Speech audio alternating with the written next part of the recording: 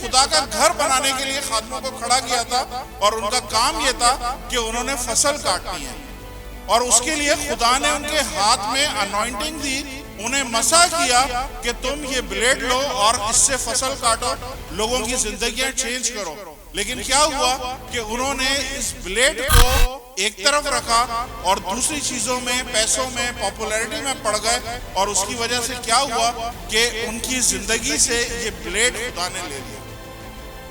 और जब ब्लेड ले लिया तो अब इनके हाथ में क्या है? सिर्फ डंडा है। और जब डंडा हाथ में होता है, डंडा कुछ काटता नहीं है, डंडा क्या करता है? सिर्फ जख्मी करता है। मैंने दूसरे चर्चेस के लोगों को देखा है, बहुत सारे चर्चेस में देखा है, लोग वुंडेड हैं, लोग जख्मी हैं, क्योंकि पास्टर साहब ने स्टेज पे से कलाम नहीं सुनाया, स्टेज पे से ब्लेड नहीं चलाया, बल्कि स्टेज पे से पास्टर साहब ने डंडे चलाए हैं, जिससे कलीसिया जो है जख्मी हो गई।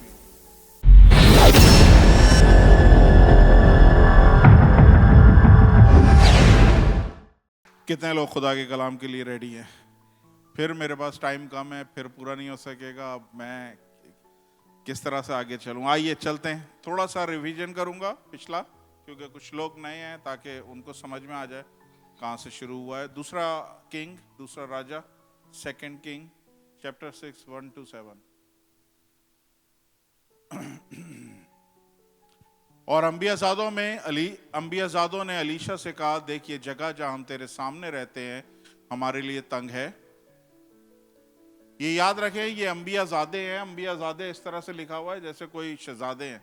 ये प्रॉफिट स्कूल है, या आप समझ लें प्रॉफिट, लोगों को प्रॉफिटिक अनॉइंटिंग में तैयार किया जा रहा है। एक चर्च है छोटा, तो उन्होंने बोला हमारे पास जगह कम हो रही है तो हम बड़ी जगह लेते हैं ताकि वहां पे हम अपने लिए बड़ी जगह तैयार करें। सो हम जरा यर्दन को जाने दें ताकि हम वहां से एक कड़ी लें, वहीं कोई जगह बनाएं जहां हम रह सकें। उसने जवाब दिया, जाओ।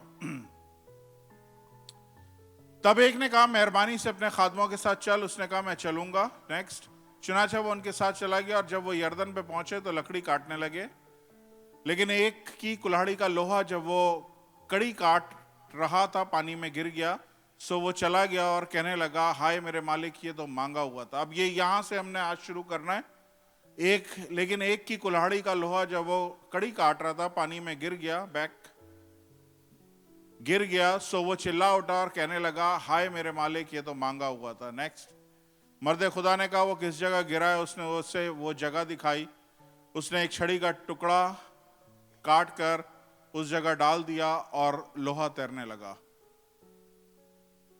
फिर उसने कहा, अपने लिए उठा ले। सो उसने हाथ बढ़ाकर उसे उठा लिया। Praise the Lord, hallelujah. खुदावंद यीशु में आपकी सलामती हो। एक दफ़ा फिर खुदा के कलाम में से 10 मिनट का रिवीजन करूंगा।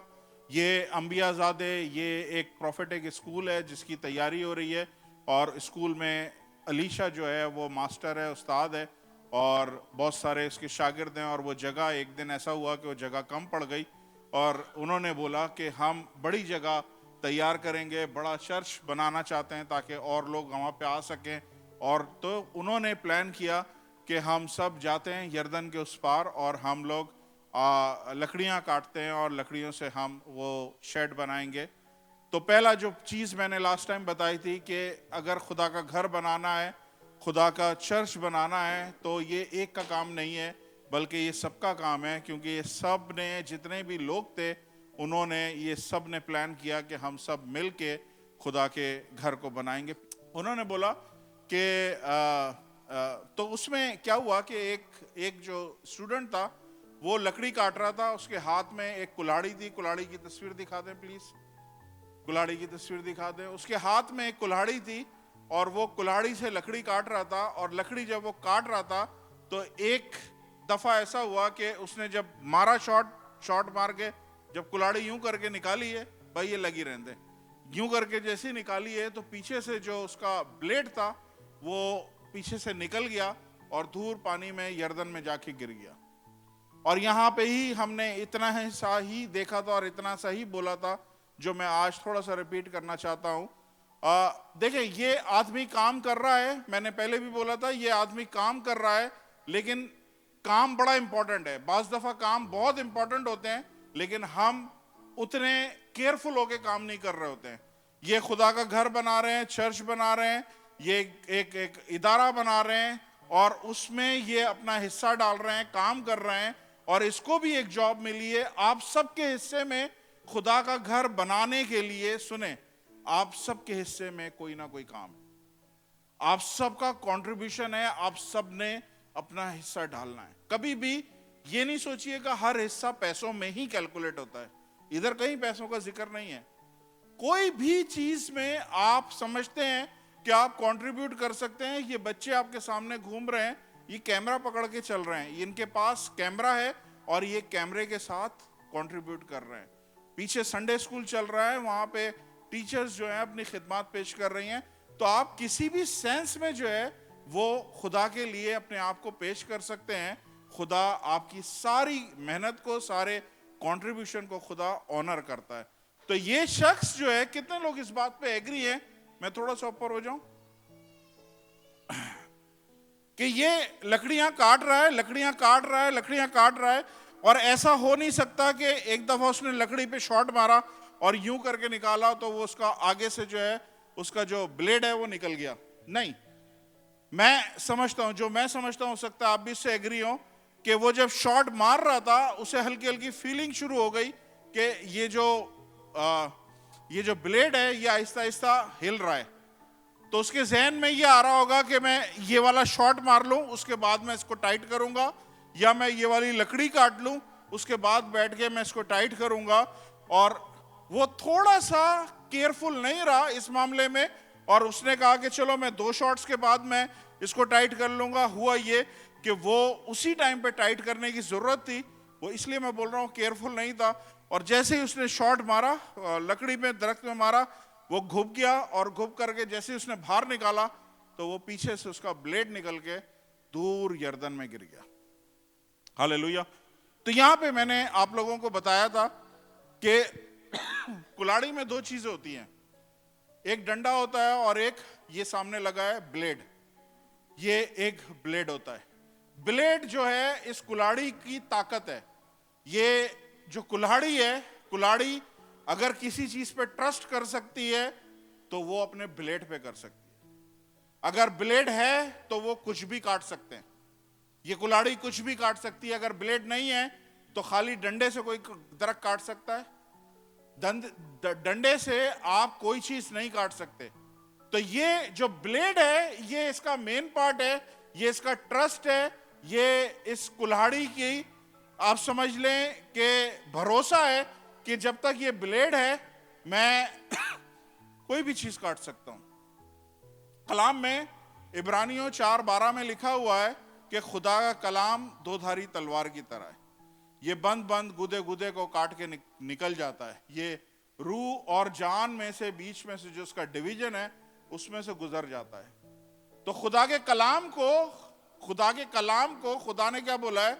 ये एक ब्लेड की तरह है जो काटता है। किसी भी चीज को वो काटने की कुदरत रखता है। अगर खुदा का कलाम आप सही इस्तेमाल कर रहे हैं, खुदा का कलाम किसी भी इंसान को, किसी भी, कितना भी बुरा इंसान हो, कितनी भी उसमें बुराइयां हो, ये कलाम आहिस्ता आहिस्ता एक एक करके चॉप करता है और वो गंदगी आप में से निकाल देता है। और एक टाइम आता है जो गुनाहगार, जो सिनर्स चर्च में आते हैं, वो एक दिन, 2 साल के बाद, 3 साल के बाद सेंट बन के चर्च से बाहर जा रहे होते हैं। तो ये क्या करता है? ये कलाम क्या करता है? ये कलाम एक ब्लेड की तरह है, और ये ब्लेड क्या करता है? ये काटता है। मैंने लास्ट टाइम बताया था कि बहुत सारे इंडिया, पाकिस्तान के पास्टर्स हैं, उनके पास अब ये कलाम नहीं रहा है। उनके, आप चर्चेस में जाएं, मैं कुछ चर्चेस में ऐसे विजिट कर चुका हूं, आप भी बहुत सारे चर्चेस में विजिट कर चुके होंगे। दुबई में भी ऐसे चर्चेस हैं जहां पे आपने विजिट किया होगा। चर्चेस में कलाम नहीं है, चर्चेस में ब्लेड नहीं है। खुदा के कलाम में लिखा है ये दुनिया एक खेती है। क्या लिखा हुआ है? ये दुनिया एक खेती है, दुनिया एक फसल है, और फसल काटने के लिए खुदा ने क्या बोला है? तुम्हें ये ब्लेड की जरूरत है। अगर ये ब्लेड है, आप इस दुनिया की फसल काट सकते हैं।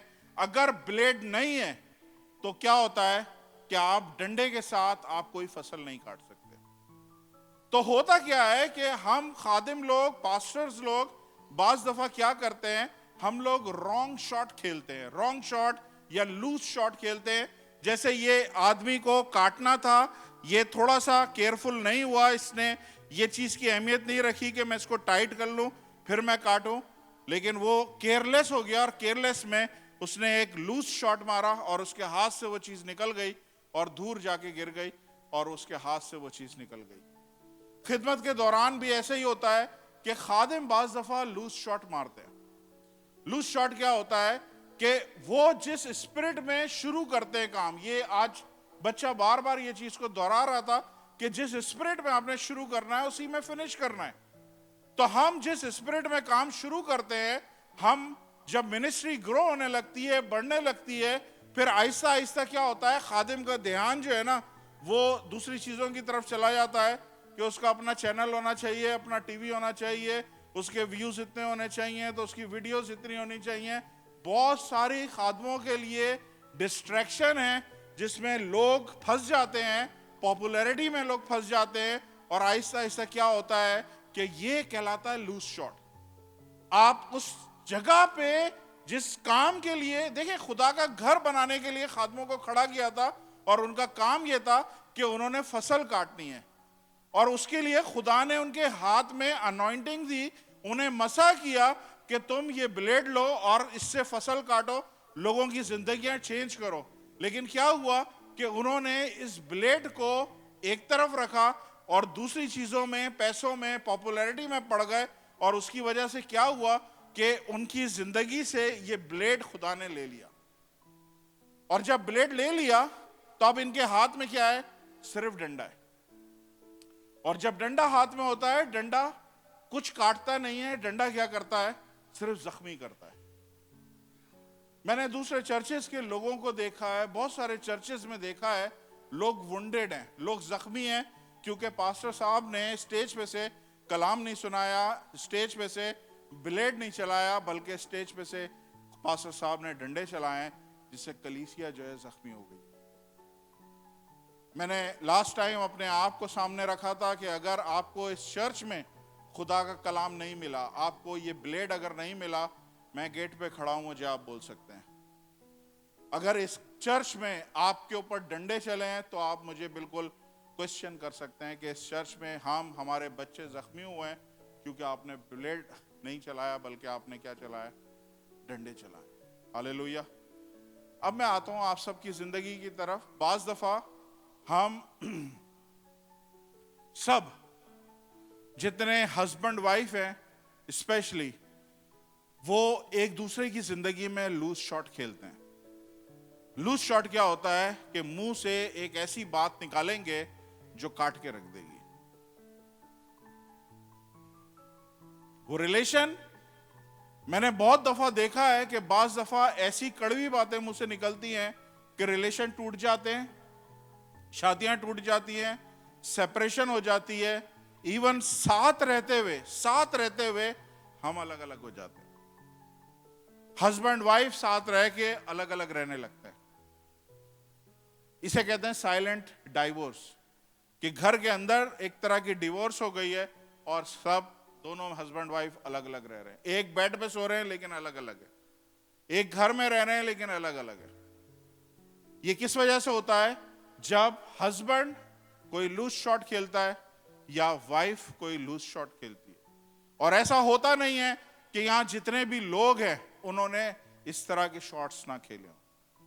मैं आपको बता रहा हूं, ये दिल अंदर से कट के रह जाता है जब एक दूसरे के बारे में हम कोई बुरी बात निकालते हैं, या अपने खानदान में, अपने पीछे मैके में हम अपने घर वाले के लिए, अपनी घरवाली के लिए बातें करते हैं। It hurts. जो मुझे नहीं पता यहां खुदा किससे बात कर रहा है, लेकिन कोई है जिसके लिए खुदा ने ये लफ्ज निकाला है। इट हर्ट्स, ये तकलीफ देता है, क्योंकि ये बिल्कुल ऐसे कटता है जैसे वाकई ब्लेड से काटा गया आपका दिल। तो आप लोगों ने अपने रिश्ते में लूज शॉट नहीं खेलने।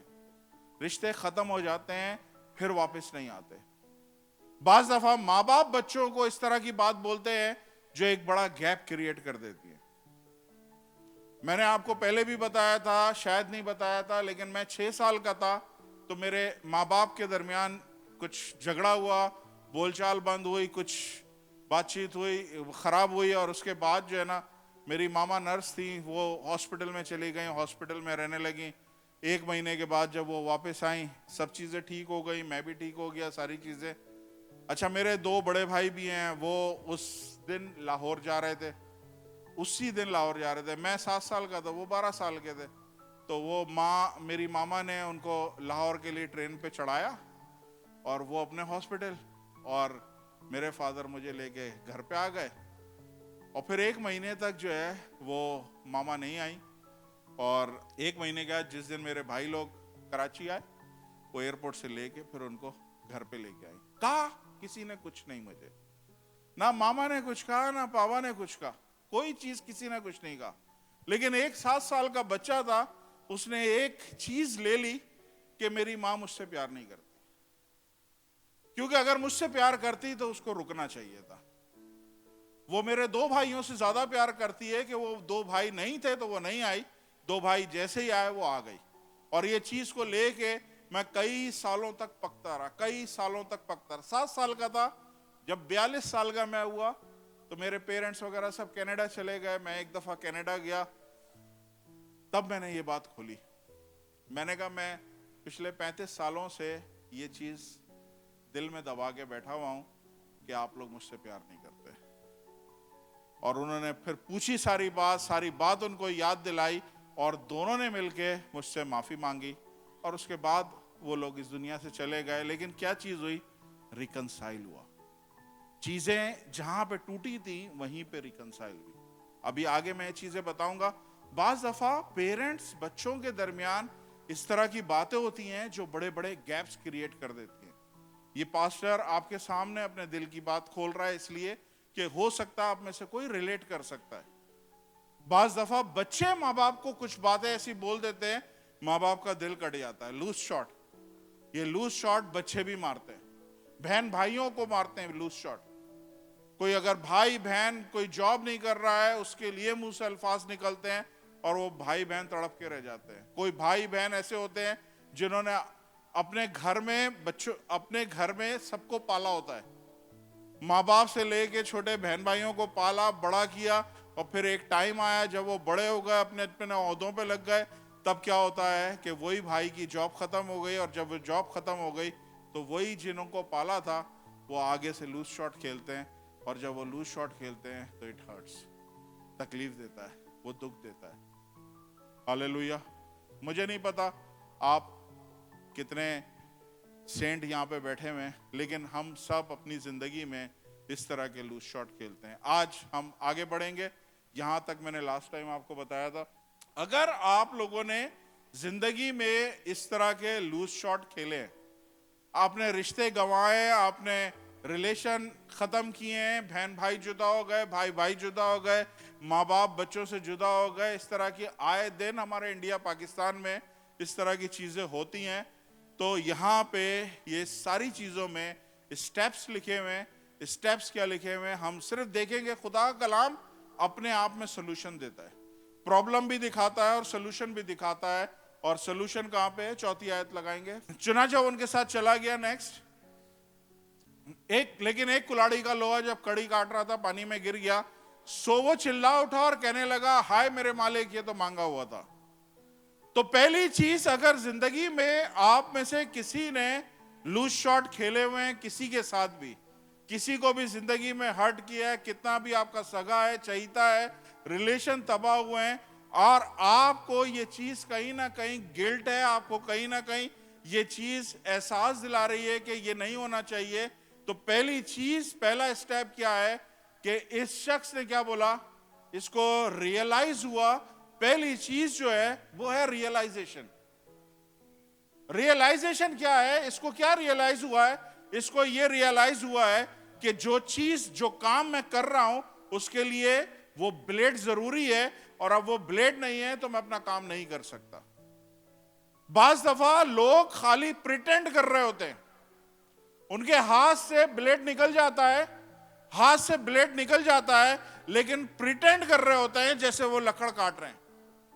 सुने मैं क्या समझाना चाह रहा हूं? वहां पे हो सकता है 100 के करीब, 200 के करीब स्टूडेंट लकड़ी काट रहे हो, वो भी हो सकता है डंडे मार मार के लोगों को दिखा रहा हो कि देख मैं भी काट रहा हूं, प्रिटेंड कर रहा हो।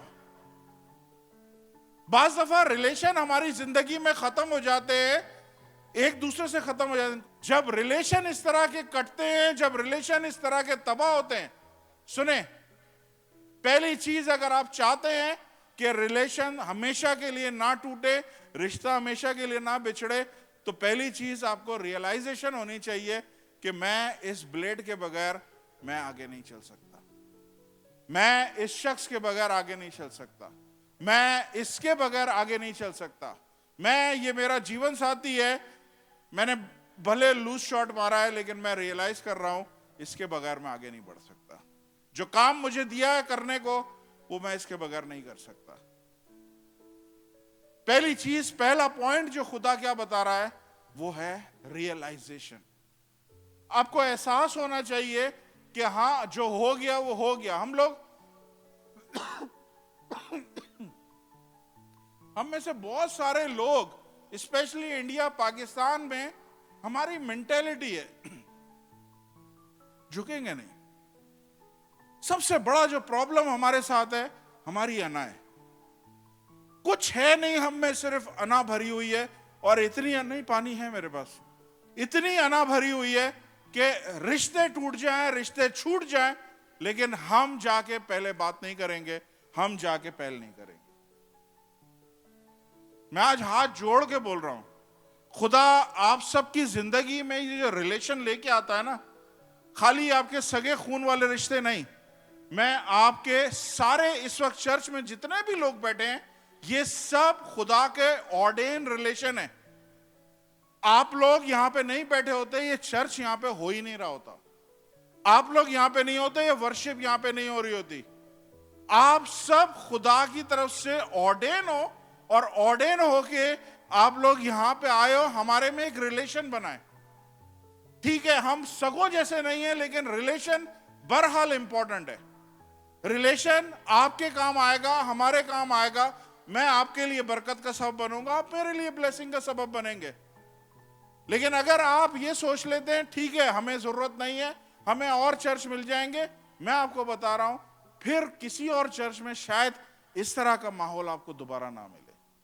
जिस जगह आप ग्रो हो रहे हैं, मैं हमेशा बोलता हूं आप अपनी जड़ों को वहां पे बढ़ने दें। आप एक चर्च से 2 महीने के बाद निकल के दूसरे चर्च में चले गए, उसके बाद 2 महीने के बाद दूसरे चर्च में निकल चले गए, आप क्या कहीं पे भी जड़ नहीं पकड़ रहे।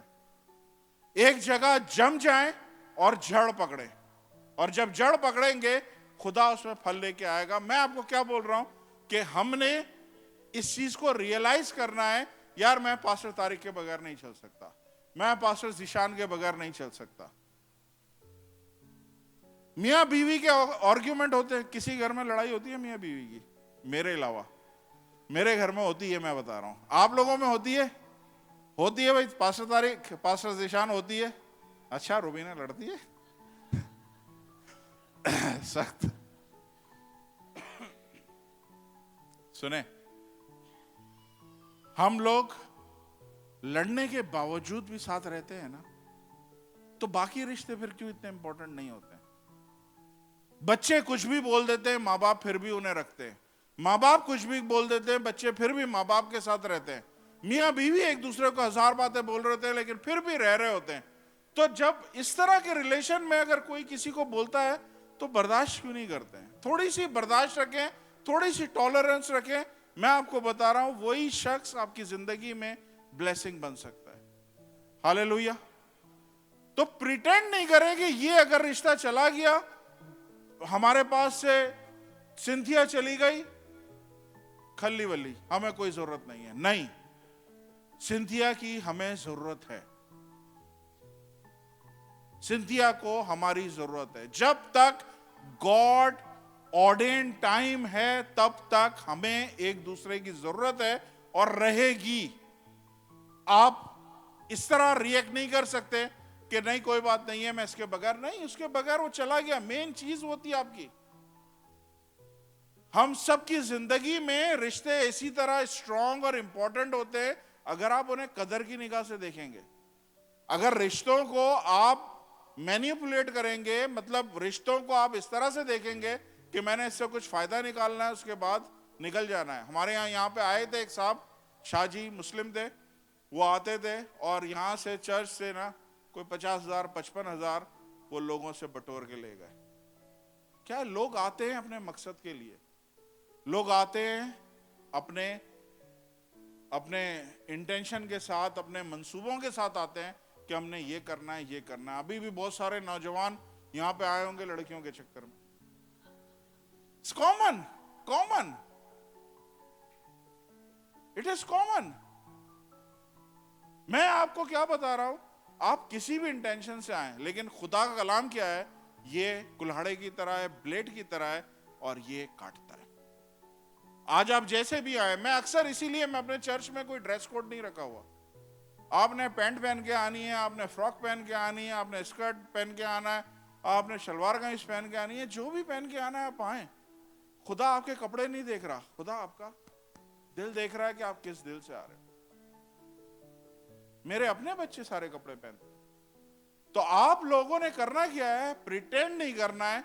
आप लोगों ने इस बात को रियलाइज करना है कि हाँ मैंने रॉन्ग शॉट खेला है, मैंने लूज शॉट खेला है, लेकिन ये बंदा मेरे लिए इंपॉर्टेंट है। I can not move without him और हर। हालेलुया। दूसरी चीज कन्फेशन। ये सीधा अलीशा के पास गया है और इसने कन्फेशन किया है। कन्फेशन क्या है? इकरारनामा। खुदा के कलाम में लिखा है अपने गुनाहों का इकरार एक दूसरे के सामने करो। पहले जॉन जो योना का पहला खत है उसमें लिखा हुआ है अपने गुनाहों का इकरार। Confess your sin before each other. एक दूसरे के सामने अपने गुनाहों का इकरार करें। कैथोलिक चर्च में एक बॉक्स होता है, मैंने फिल्मों में देखा है, कभी जाके नहीं देखा, लेकिन कहते हैं वहां पे कन्फेशन बॉक्स होता है, वहां पे आप जाके अपने गुनाह का इकरार कर सकते हैं। Very good. हमारे चर्चेस में भी ऐसी चीज होनी चाहिए। जो अच्छी चीज है कहीं से भी अडॉप्ट करें, जो अच्छी चीज है उसको रियलाइज करें, उसको माने, जो अच्छा है उसको ले। भिंडिया मैं अक्सर बोलता हूं, भिंडिया आप लेते हैं कैसे लेते हैं? अच्छी अच्छी उठाते हैं ना, हर एक तो नहीं उठा के ढेर डाल देते हैं। तो जहां से जो अच्छा मिले उठा ले, जो अच्छा नहीं है उसे अलग कर दे, उस पर लड़ने की जरूरत नहीं है। जो अच्छा है वो उठा ले। हालेलुया। तो कन्फेशन, दूसरी चीज क्या थी? कन्फेशन, इकरार। मैं इकरार करता हूं कि ये शख्स या ये ब्लेड ये मेरी जिंदगी में इंपॉर्टेंट था। मैं खुदा का काम कर रहा हूं, ये ब्लेड मुझे चाहिए, ये ब्लेड के बगैर मैं ये काम नहीं कर सकता। This is highly important. अगर ये ब्लेड मेरे पास नहीं है, मैं प्रिटेंड करूंगा, मैं सिर्फ एक्टिंग करूंगा कि मैं चर्च चला रहा हूं, मैं कलीसिया चला रहा हूं, मैं ये कर रहा हूं, वो कर रहा हूं, लेकिन एक्चुअली फ्रूट कहीं पे भी नहीं। क्यों? क्योंकि मैंने अपना फोकस चेंज किया है, मैंने लूज शॉट खेला है और लूज शॉट के सबब से खुदा ने ये कलाम मेरे से ले लिया है। अब सुने, अगली चीज मैं आप लोगों को सबको बताना चाह रहा हूं, स्पेशली वर्शिप टीम को। ये खुदा ने आपको अनॉइंट किया है इस काम के लिए। ये लोग काम कर रहे थे, कि स्पेशल काम कर रहे हैं। जितने वर्शिपर, जितने म्यूजिशियन यहां पे, आपको खुदा ने अनॉइंट किया है इस काम करने के लिए। और आपको पता है कि आपने अपनी जिंदगी में कब, किस जगह पे कोई लूज शॉट खेला है। लूज शॉट का मतलब ये है, मैं कल काशिफ को बोल रहा था, खुदा सब कुछ कर सकता है। बताइए, खुदा सब कुछ कर सकता है? कोई ऐसी चीज जो खुदा नहीं कर सकता? एक काम सिर्फ खुदा नहीं कर सकता, वो अपनी वर्शिप नहीं कर सकता।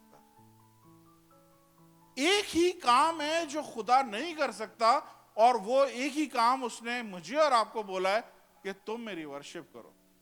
सारे काम आपके लिए वो कर रहा है, एक काम जो वो खुद नहीं कर सकता। क्यों नहीं कर सकता वर्शिप? क्योंकि वर्शिप के लिए उसे बड़ा चाहिए अपने से, उससे बड़ा कोई है नहीं। तो उसने वो काम मेरे और आपके जिम्मे लगाया कि हम उसकी वर्शिप करें, और वो ऐसे परस्तार ढूंढता है जो रूह और सच्चाई के साथ परस्तिश करते हैं। तो जितने वर्शिपर म्यूजिशियंस हैं, खुदा ने आपको अनॉइंट किया है कि आप उसकी महिमा के लिए स्टेज पे खड़े हो और कलाम वर्शिप करें। अब हम 24 घंटे मैं आपके साथ नहीं हूं। आप घर में किस तरह से किससे बात कर रहे हैं, कारोबार की जगह पे किस जगह बात किस तरह से कर रहे हैं, किस जगह जाके आपने दारू पी ली, किस जगह जाके आपने सिगरेट लगा ली, किस जगह जाके आपने 4 गालियां निकाल दी, हमें कख नहीं पता, कुछ नहीं पता। लेकिन आपको पता है कि आपने किस जगह पे रॉन्ग शॉट मार दिया है।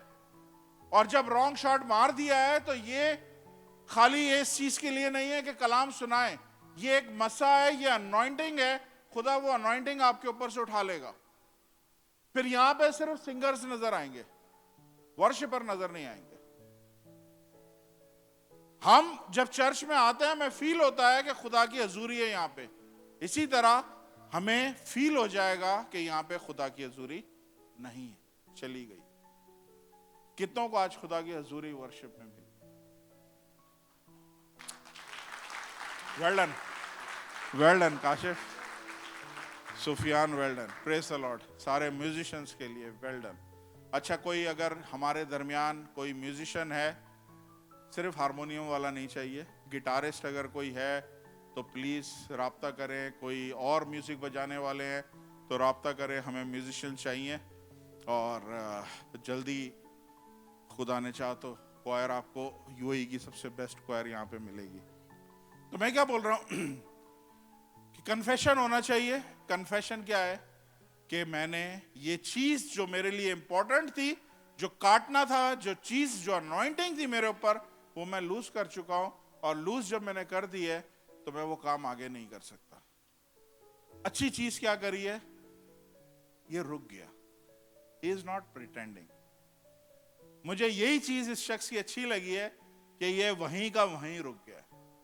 हम पाकिस्तानी इंडियन पास्टर रुकते नहीं है, कंटिन्यू चलते रहते हैं। बुरे काम भी चल रहे हैं, बुराइयां भी चल रही हैं, सब कुछ चल रहा है, और साथ में हम पोज ये कर रहे होते हैं, वी आर अनॉइंटेड। नो, कब किस टाइम पे खुदा वो मसा हम पे से ले गया है हमें खुद पता है, लोगों को शायद नहीं पता चल रहा। तो मैं और आप पर्सनल बेसिस पे आंसरेबल हैं। पर्सनल बेसिस पे हम अपने आप को रोज इवेल्युएट कर सकते हैं कि हम किस जगह पे खड़े हैं। कोई लूज शॉट खेला है मैंने, कोई लूज शॉट नहीं खेला है मैंने, हम खुद अपने आप को इवेल्युएट कर सकते हैं। हालेलुया। अब यहां के बाद अगला जो स्टेप है वो सुन लें, वो इंपॉर्टेंट है। ये इसने अपने आप से चीजें हल करने की कोशिश नहीं करी। इसका जो ब्लेड था ये निकल के दूर चला गया, चुपचाप जाके ब्लेड ढूंढने के लिए नहीं गया, दरिया में गोता नहीं लगाया, डुबकी नहीं लगाई, चुप करके ये किसके पास आया? अपनी अथॉरिटी के पास आया। ये खुदा के खादिम के पास आया। मैं आपको दिल से बोल रहा हूं, मैं वो पास्टर नहीं हूं जो आपसे राज लूं और बाद में आप लोगों को ब्लैकमेल करो। यहां पे ऐसे भी पास्टर हैं, मैंने बहुत सारे देखे। यकीन करें, लोग परेशान है कि हमने पास्टर को अपने दिल की बात बताई थी, अब वो सुनाते हैं वही बात है। तो नहीं, पास्टर का दिल जो होता है वो कुएं की तरह होता है। आप डालते जाएं, कुछ नहीं पता चलेगा कहां चला गया, लेकिन you come to the man of God.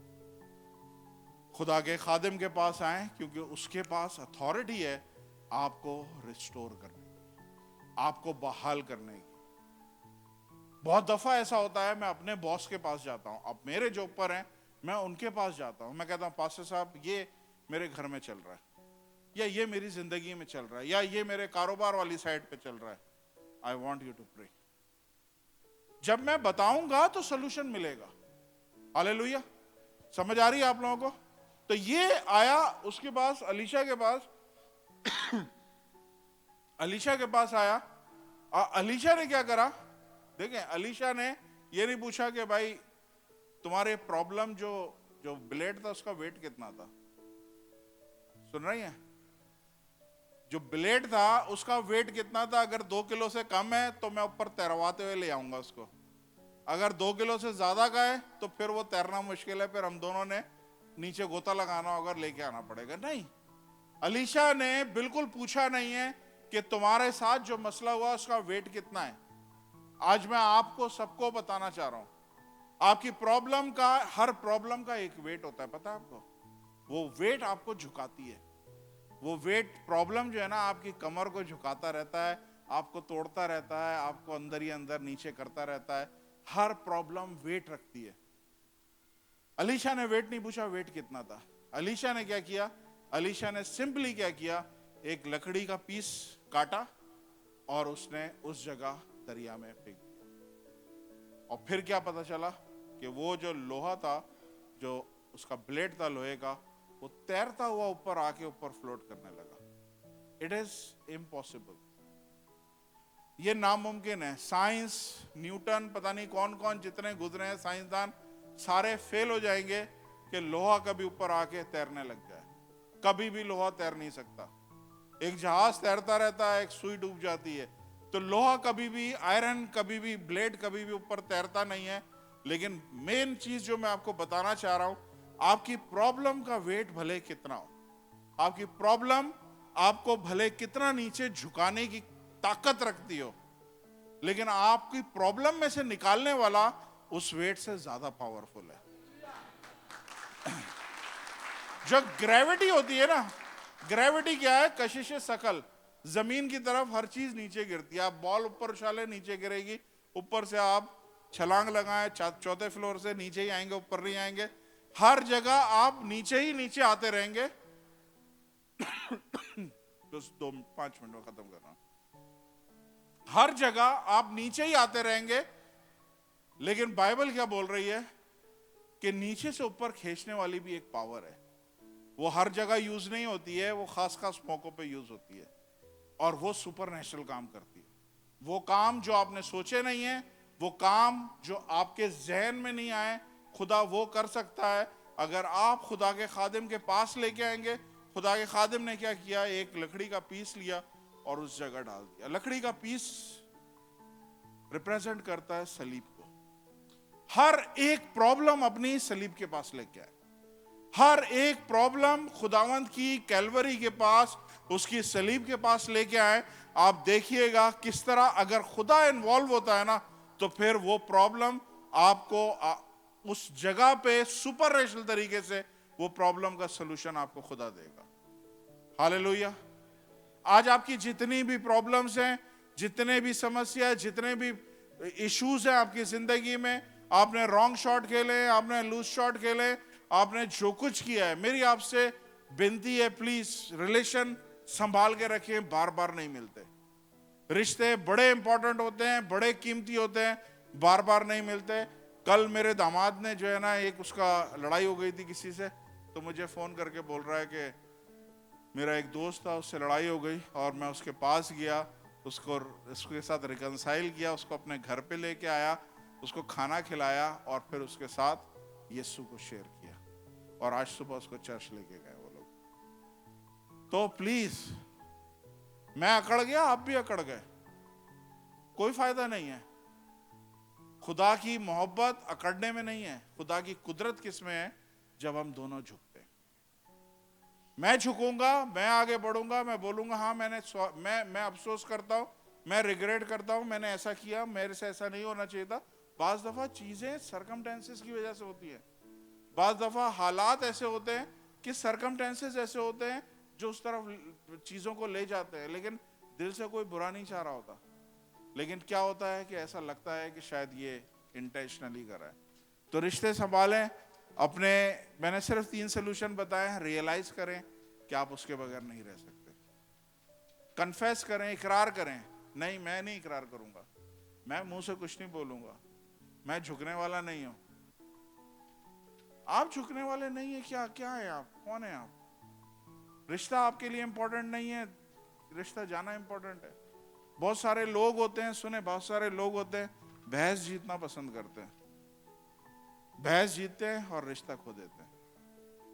बड़ा शौक है, भैंस मैं किसी से हार नहीं सकती, भैंस मैं किसी से हार नहीं सकता। अरे भैंस जीत के रिश्ता खो दिया तो फायदा क्या? मैंने जमाना पहले कोई 20 साल पहले याला डिलीट कर दिया फार्मूला में से। मैं जिसके पास जाता हूं मैं भैंस हारने की कोशिश करता हूं, क्योंकि मुझे बंदा जीतना है, मेरा टारगेट बड़ा है। आई समझ में? तो भैंस हारे बंदा जीते हैं। उसे बोले यार तू ठीक है भाई, मैं गलत हूं, सब चीजों में तू ठीक है, बस तू ठीक है। हालेलुया। आइए अपने कदमों पे खड़े हो, दुआ करते हैं। चैरिटी के मुतालिक मैं आपको बताना चाहता हूँ, ये इंडिया में दिल्ली में एक पास्टर है संतोष, वो बच्चों को स्ट्रीट चिल्ड्रन है, सब सुन रहे हैं? स्ट्रीट चिल्ड्रन है, उनको ये खाना देते हैं, ये हर फ्राइडे देते हैं। हम एक ही फ्राइडे चर्च में इसको कर सकते हैं या हम अफोर्ड कर सकते हैं, लेकिन खुदावंद का शुक्र है पिछले 3 सालों से या शायद 2.5 साल हो गए हम चर्च से ये कर रहे हैं। लेकिन एक दफा भी, सुन ले, ये बहुत इंपॉर्टेंट चीज है, एक दफा भी चर्च के अकाउंट से ये पैसे नहीं गए। हर दफा हर महीने कोई ना कोई फैमिली है जो वॉलंटरी बोलती है पास्टर जी इस दफा चैरिटी के पैसे हमारी फैमिली बेयर करेगी। कितने लोग चाहते हैं आपकी नस्लें ब्लेस रहे? नस्लें, बच्चे नहीं, नस्लें। जिनके माँ बाप नहीं है ना, जिन बच्चों के माँ बाप नहीं है, उनका ख्याल रखें। एक दफा आप इन्वेस्ट करें इनमें, आप देखें खुदावंद आपकी नस्लों को ब्लेस करेगा। ये बच्चे जिनके पास माँ बाप नहीं है, खाने को नहीं है, अगर हम इनको दे रहे हैं तो आपकी औलाद कभी रोटी के टुकड़ों के लिए परेशान नहीं होगी, क्योंकि आप इन्वेस्ट कर रहे हैं। तो दिलों को खोलें। मैं कहता हूं 12 फैमिलियां सिर्फ चर्च में से 12 महीने के लिए खड़ी हो जाए कि इस महीने हम देंगे। 370 धर्म बनते हैं, कोई ज्यादा नहीं है। 2 फैमिलियां मिलके भी कर सकती हैं, 3 फैमिलियां मिलके भी कर सकती है। लेकिन अगर हम डिसाइड कर लें कि हमने इस महीने ये करना है, इस महीने में इसने करना है, इस महीने में, हमें फिक्र ही नहीं है। बहरहाल जोरदार तालियां, हर महीने कोई ना कोई फैमिली वॉलंटरी ये पैसे भेज रही है। Praise the Lord. आइए आंखों को बंद करें, दुआ करते हैं। कैमरे वाले सारे रेडी हो जाएं, जो बैठे हैं वो भी खड़े हो जाएं, थोड़ी देर के लिए खड़े हो जाएं तो अच्छा है। आ जाएं, खड़े हो जाएं। खुदावंद आसमानी बाप, यीशु के नाम से आपके कदमों में आए और आपका शुक्र अदा करते हैं खुदावंद इस कलाम के लिए, इस सारी खुदावंद है बाप मैसेज के लिए, जिसमें खुदावंद बहुत कुछ हमारे लिए था। खुदावंद है बाप, आपका कलाम हमारी जिंदगियों में हथौड़े की तरह काम करता है। आपका कलाम खुदावंद है बाप दिलों को चकनाचूर करता है। खुदावंद हमारे ख्यालात को बदलता है, हमें उस ऑपरेशन टेबल पे लेके जाता है जहाँ पे खुदावंद आप वो सारी चीज़ें काट देते हो हम में से जो आपको नापसंद है। खुदावंद है बाप, बख्श दीजिए कि हम खुदावंद है बाप अपनी अना के गुलाम ना बने, बल्कि अपने रिश्तों को वैल्यू देने वाले हों। खुदावंद हमारे मुंह से कोई लूज शॉट ना निकले, बल्कि हमारे मुंह से, खुदावंद आपके कलाम में लिखा है, तुम्हारे मुंह से नमक निकलना चाहिए, तुम्हारे मुंह से जवाब ऐसा हो जो नमकीन हो, अगले को टेस्ट आए। अपने जवाब देने से पहले मेरे भाइयों बहनों बेटियों बेटों, जब आप जवाब देते हो तो थोड़ा सा सोच लो कि जवाब मैं मुंह से निकालने लगाऊं ये अगले को टेस्ट देगा या ये थूक देगा। तो अगर वो थूक देगा तो आप कोशिश करें वो जवाब ना दें, बल्कि खुदा के कलाम में लिखा है कि आपका जवाब नमकीन हो, आपका जवाब ग्रेस के साथ हो, फजल के साथ हो। आसमानी बाप फजल कीजिए हम सब पे कि हम अपने आप को ट्रांसफॉर्म कर सके। ये चर्च है खुदावंत, यहाँ पे सिनर्स आते हैं और सेंट्स बनते हैं, और ऐसे ही बनते हैं जब हम एक एक करके चीजों पे ओवरकम होते जाते हैं। खुदावंत एक एक को ब्लेस करें। जो खुदावंत टूटे दिल के साथ आया है, परेशान हाल आया है, बेरोजगार आया है, बीमारी के साथ आया है, किसी भी परेशानी के साथ आया है, आज खुदावंत अपना उत्तर लेके वो यहाँ से जाए। यीशु के नाम से उनके दिलों पे खुदावंत अपना हाथ रखिए, तसल्ली इत्मीनान दीजिए, क्योंकि आप आसमानों के आसमान पे बैठे हो। यीशु के नाम से मांगता हूँ, आमीन आमीन, हालेलुया। आइए अपनी ऑफरिंग को अपने हाथों में लें और खुदा की